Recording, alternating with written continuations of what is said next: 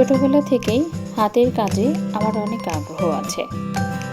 আমি নতুন কিছু শিখতে ভালোবাসি। কুশি কাটার কাজটি আমার মা অনেক ভালো পারেন, কিন্তু তার কাছে থাকাকালীন সময়ে আমার এই ব্যাপারে জানা ছিল না। 2022 সালে শখ করে একটি কাঁটা কিনি, কিন্তু কিভাবে ধরতে হয় তা জানতাম না।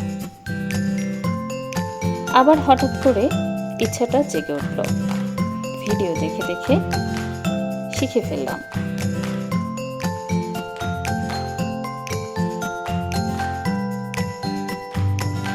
কাটা ধরা, কাজ করা, কিছু বানানো।